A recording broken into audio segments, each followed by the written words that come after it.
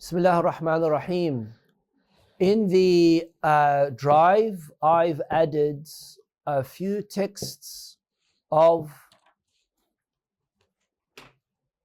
importance for logic. Now, some of them are good texts, some of them are complete, some of them are incomplete. Unfortunately, one of the best books that have been written that is commonly taught in Hausa is Mantiq al-Sheikh Muhammad Rida al-Muzaffar rahmatullahi alayh. The person who was translating it only ended up translating part one. There are 3 parts in it, and he's an American revert. He was translating it and then he passed. So that's incomplete. But you have the simple logic of Shirazi. You also have Danishnameh Ala'i of Ibn Sina, and you also have Mantiq al-Isharat of Ibn Sina in those texts as well. I also added 2 theology books, right? Both of them are very, very important. Make sure that whatever we read in this class, in that topic, you cross-reference with those books as well. Very, very important. Now, we've finished Surah al-Mantiq, and now we are entering into Maddatul Mantiq, right? The form of logic is finished. Now, the material of logic is going to start. The material of logic, the madda of logic, right? The madda of logic is the propositions, the qadaya that are based on what the material is. Yani in the qadiyya, in the proposition, it has certain material. The material that is used is going to define what kind of proposition is it. And of course, the different categories of qiyas, the different categories of qiyas. We call this, right? We call this the 5 disciplines, the 5 arts, the 5 skills, the 5 crafts. I would say either 5 disciplines or 5 crafts would be the best translation. 5 crafts. Make sure you write all of this down, right? You already have it in the English. Just write the Arabic stuff down next to it. Number one is, I should write al-Sana'at. Yeah, al-Sana'at al-Khams. Right? Al-Sana'at al-Khams. The first is Sana'atul Burhan, which is the demonstrative arguments, or called proof, and in Arabic it's called Burhan. Now this is an argument that is going to be 100% true and accurate. Sana'atul Burhan, you can't get anything better than that. It is badihi. It is sound proof. You cannot in any way see defect in it. And that's why we say in our arguments that when you are using an argument, especially in matters of proving religion, right? proving God, you shouldn't be using anything other than al-Burhan, Qiyas al-Burhan. Right? Turn the air conditions off, Sajjad.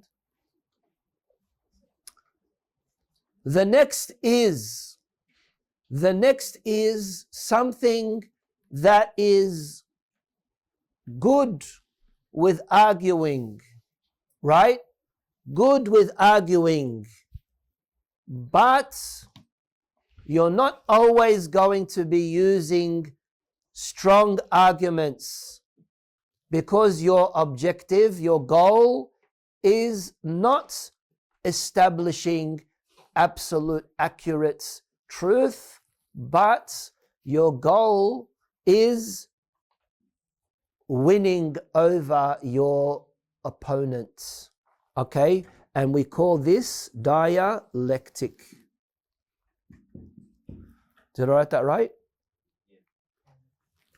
In Arabic we call it صناعة الجدل. صناعة الجدل. Not dajjal, jadal. Why isn't the red light on? Shouldn't the red light be on? Is the other sound going good? Say hello. Bismillah ar-Rahman ar-Rahim. I said say hello, you're saying Bismillah. Hello. Okay, yeah. Wallah. Everyone following me, please. Dialectic or jadal is when you are arguing with someone. Your main objective and goal is winning the argument. So you use jadal methodology. What's the best, of course, example for this? Debating. When you're debating, you could use Burhan, but you're mainly using the jadali approach, and that is arguing, counter-arguing, trying to prove your points, right? The third is you using an argument, but the argument is baseless. The argument has no credibility whatsoever because you're just mixing and ukhbuting things that, of course, might sound nice, right? But in reality makes absolutely no logical sense. And here they call it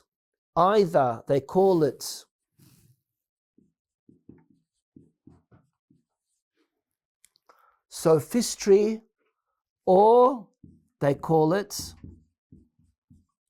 fallacy. In Arabic it is called mughalata, or they call it safsata. Safsata. Okay, now, once upon a time,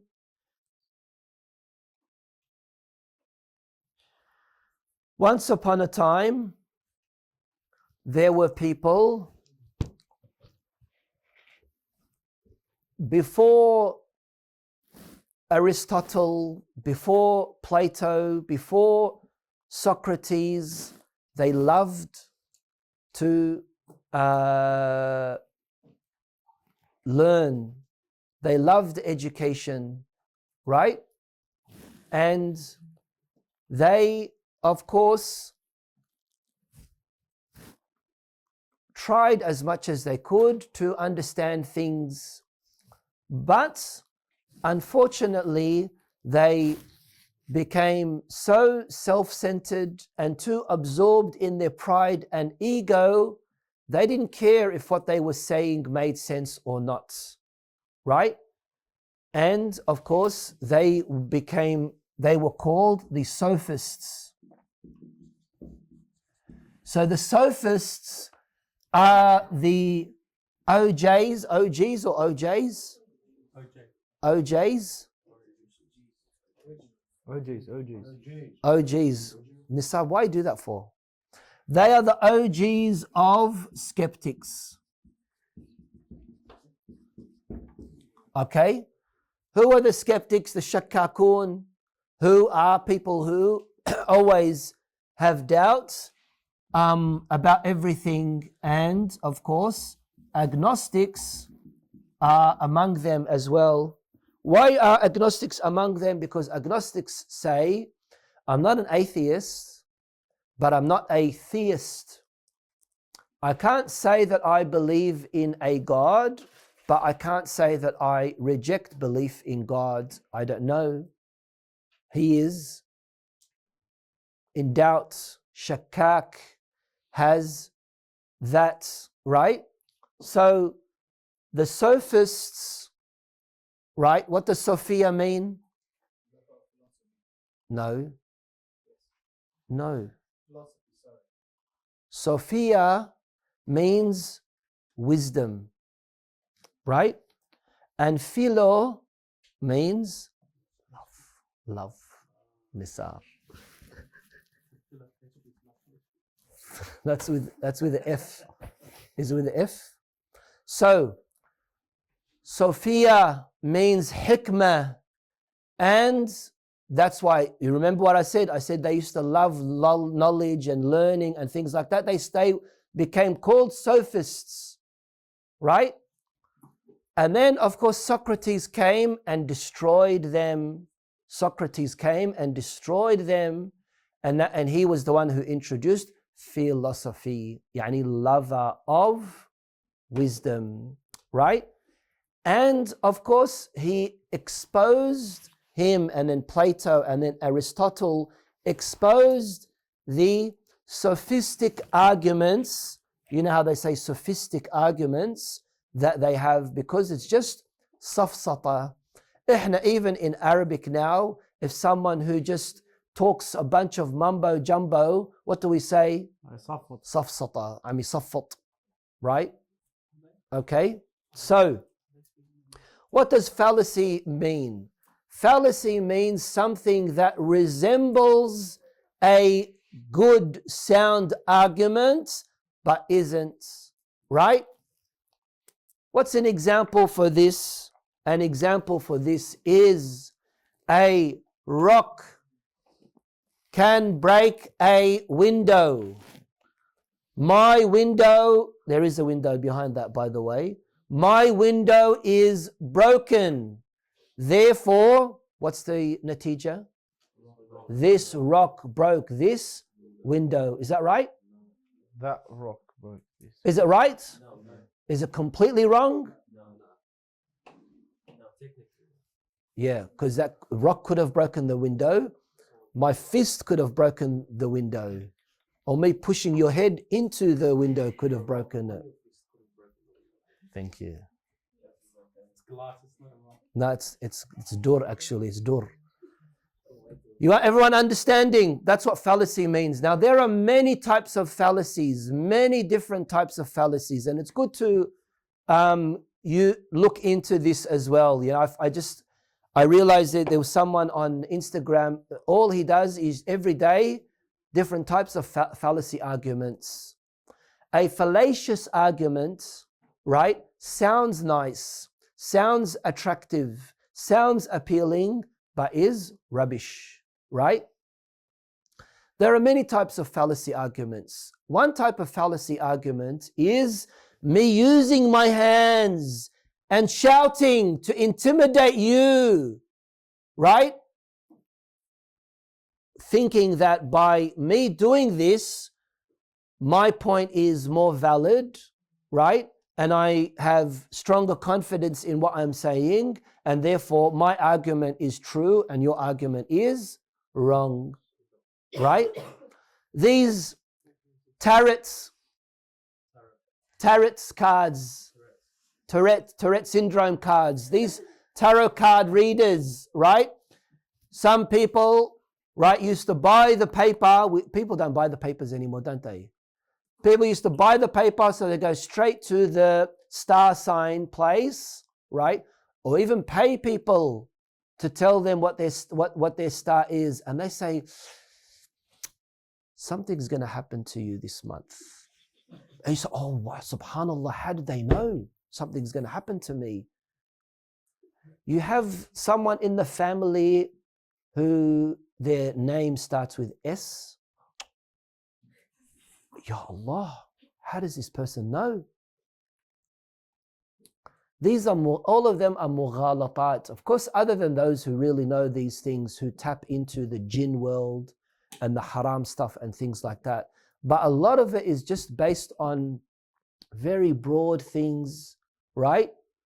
Where you feel something and you feel that it's related to you, and then you believe in it. A king summoned one of these soothsayers and wanted to know about what the fate of the other king is. And the soothsayer said to, you know what a soothsayer is? Yani the Harry Potter kind of person, right? And this fortune teller said, a king will perish this year. هذا فرح, this guy got happy. Wow, yeah, that mal'oon.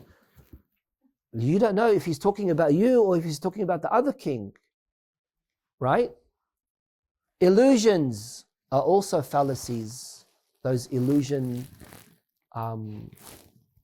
pictures and that. Illusions, isn't that called, don't they call it illusions? Optical, sorry, yeah. Optical illusions. They're also a type of mughalata, of fallacy. Okay? Number 4. Number 4 is the craft, the skill of delivery of words, right?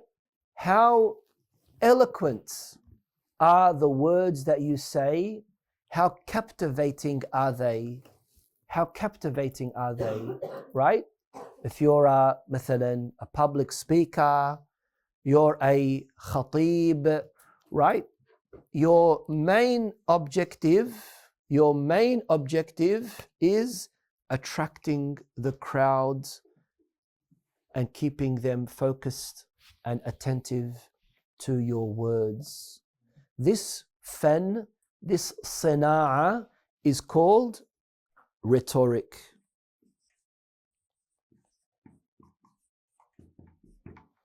In Arabic, it is called khitaba.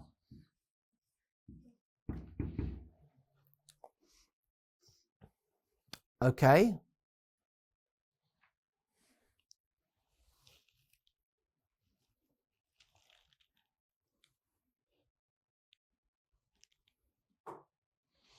Okay? And number 5, we said there's sana'atul khams. Number 5 is the skill, the craft of using your imagination or attracting you through your imagination, right? Such that it is like I make you enter into a trance. And by doing so, I will be able to infiltrate into your mind, your heart, your soul. This is the skill of poetic. The craft of shi'r. Right? Now, shi'r, it's all about using of imagination, isn't it? It's all about trying to, explain something that is far away from the normal, common kind of understanding of how things are. Of course, one of the things that we understand that does affect us as Muslims is, of course, shi'r. Shi'r is in the Quran condemned, But does that mean that all shi'r is bad, all shi'r is condemned? No, definitely not. We have all these shu'ara of Ahlul Bayt alayhim salam. Who's heard my shi'r? Anyone heard my? Thank you. Inshallah, one day I'll share some with my students. I was going to say something about Tupac, but so in Islam, the reason why shi'r in cases has been condemned is because that trance kind of direction that a person could go in, where he feels very laid back, feels, if we could say, maybe comfortable, such that something could infiltrate into their heart and their minds. What does this mean? Yani, you put your guard down because you're so relaxed, because you're so comfortable, because you have entered into this trance of fantasy and imagination, right? You're not going to be thinking anymore through your reasoning. You're going to be feeling with emotions, which at times is good, but in most times it's bad, it's scary, it's damaging, because it could turn you to haram. That's another reason why music in Islam is so haram. Haram music, of course. Haram music. I don't know, I forgot where I gave this lecture, but I was explaining the hadith from the Holy Prophet sallallahu alaihi wasallam, al-ghina da'iyatu zina, that music invites zina, na'udhu billah. What is the connection between music and engaging in haram relationship with another person? What's the connection here? What's the rabt here? It's very important to look into that. But just as an eye-opener for this topic, and I think it's very important for us to understand, why does Islam stand so much against that? Other religions, other civilizations say, if you want to be happy, if you want to let go of your stress, if you want to, be at peace, sing and dance. Isn't that what they say? And we say exactly the opposite. Exactly the opposite. If you want to be miserable, if you want to be bad, if you want to be evil, sing and dance. Yani it's two conflicting, take that bottle off him, two conflicting views and approaches altogether. Very, very important to look into that.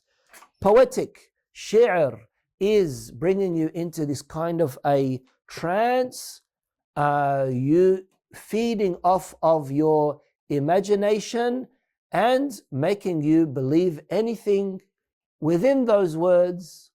Yani talking about, for example, this person resembling the moon, and how this and that and this and that. I think these are it's very important to look into that. All right, these are called the 5 crafts. So I've used here the 5 disciplines.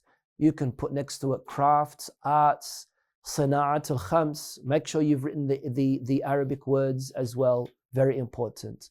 Now, this is something that Muslim logicians introduced.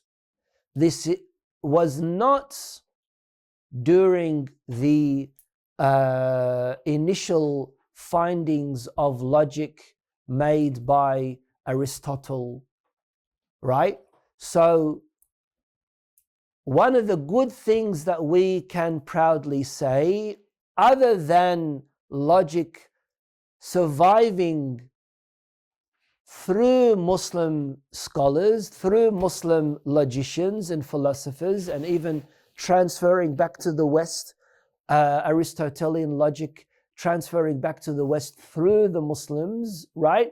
We can also say that Muslims expanded very much in the science of logic, of ilm al-Mantiq, and one of them is in this. Walhamdulillahi Rabbil Alameen.